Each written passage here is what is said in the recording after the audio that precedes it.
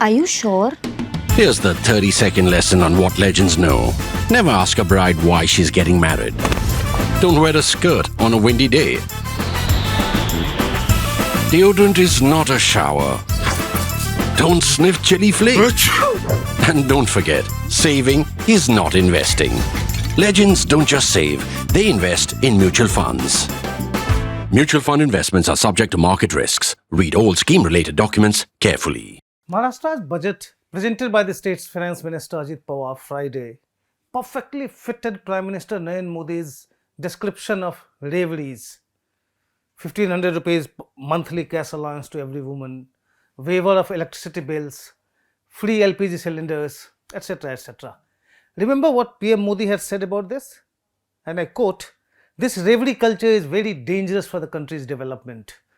It will never build new expressways, new airports or defense corridors for you. We have to defeat this thinking," quote unquote. That was in Uttar Pradesh in July 2022. About a year later, when the Congress announced guarantees like cash assistance, free LPG cylinders and free bus rides for women before Karnataka Assembly election, the PM said, and I quote, "A country cannot be run like this. Reverie culture is essentially eating away the resources of future generations. The BJP thinks for the next 25 years and does not take shortcuts," unquote. A few months later, the PM stopped talking about reveries as then Madhya Pradesh Chief Minister Shivraj Singh Chauhan rolled out the Ladli Behan Yojana. The BJP promised similar cash assistance to women in other poll-bound states. It worked for the BJP. PM Modi has therefore moved on. By adopting Chauhan's model and ignoring Modi's stand against reveries, the Eknath Shinde-led government in Maharashtra had shown a lack of confidence in its own performance and a lack of political imagination too. It's understandable given how the three Mahayuti constituents, the BJP, Shinde's Shiv Sena and Ajit Pawar's NCP, together won only 17 of the 48 seats in the state, down from 41 that the NDA had won in 2019. Shinde's Shiv Sena won 2 seats less than Uddhav Thackeray's Shiv Sena's tally of 9. In the 13 seats where the two Senas contested against each other, Shinde's Sena won 7, including one with a margin of 48 votes, while Thackeray's Sena won 6.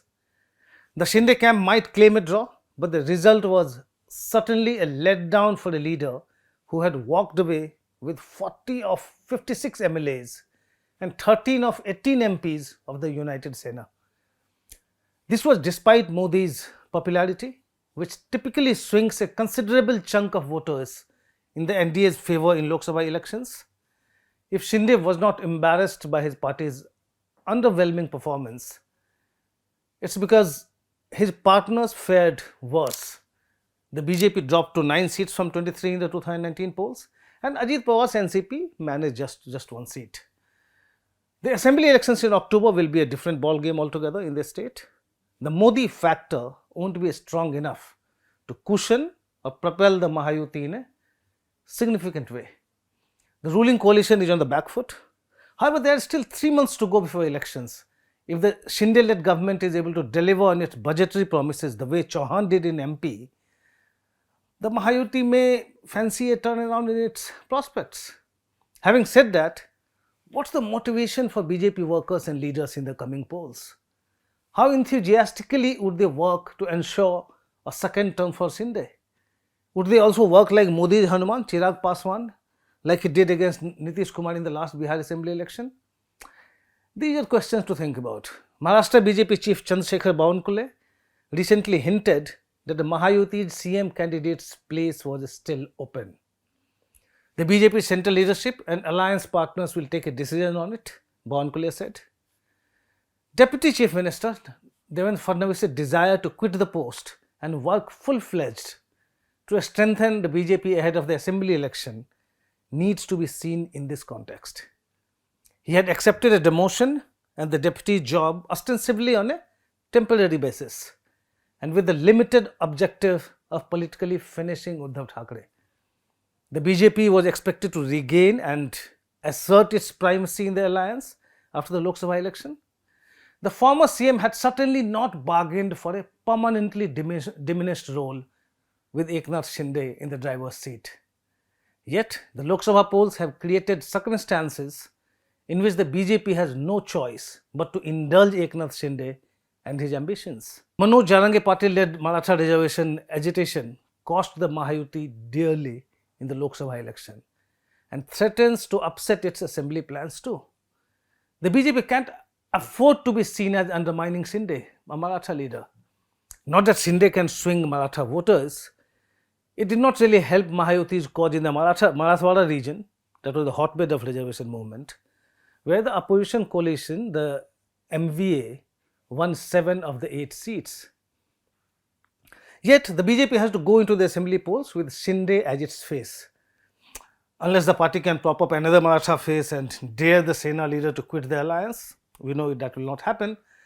The BJP could probably have shown such gumption if it had more than 272 seats in the Lok Sabha. It can't in the current circumstances. So think of a likely scenario in the assembly polls. If the MBA wins, the BJP would obviously be a loser. It would be confronted with the task of rebuilding. Thanks to the what you call crab in the bucket politics in the BJP, Fadnavis, a Brahmin who emerged as an alternative face in Maratha, OBC, Dalit-centric Maharashtra politics, finds himself with a much diminished stature.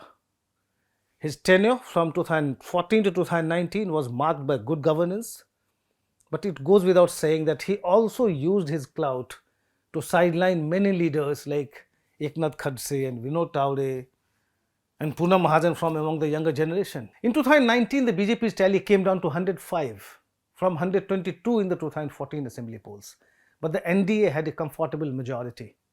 Mind you, BJP and the Shiv Sena contested separately in 2014. The BJP contested on 260 seats and 122 seats. When the two parties were in alliance in 2019, the BJP contested in 164 seats and 105. It was certainly not a mandate against Fadnavis. When Uddhav Thackeray upped the ante, demanding chief ministership, the BJP high command looked the other way. Ask anyone in the BJP and the Sena. They'll tell you that if Modi had given just one call to Uddhav Thackeray, or if Home Minister Amit Shah had taken the initiative, Fadnavis, who was once touted as a PM material, would have been in his 10th year as CM today. He soon saw his detractor Vinod Tawde getting a powerful position in Delhi as the BJP's National General Secretary. Khadse, who had said that Fadnavis destroyed his life, now has his daughter-in-law as a minister in the Modi government and is set to rejoin the BJP. To cut the long story short, the crab in the bucket politics that has been eating into the vitals of the Maharashtra BJP, if the party goes out of power, it will precipitate an all-out war, the result of which is anybody's guess. And if the Mahayuti wins in the Maharashtra assembly polls, it won't necessarily give a big boost to the BJP. Shinde, if re-elected as chief minister, would pose a bigger challenge to the BJP than Thackeray ever did as a frenemy. Those who once thought that Shinde would play second fiddle to Fadnavis have already revised their opinion, as have those who thought that the BJP would use and throw him. Shinde has proved to be a much smarter politician than many thought of him. His second term in the driver's seat could see the BJP being pushed back to its pre-Modi era, when it played second fiddle to Bal Thackeray and then his son Uddhav. Therefore, no matter who wins the coming Maharashtra assembly election, the MVA or Mahayuti, the BJP will have much to lose and little to gain. That's all from me in this episode of Politically Correct. Thanks for watching.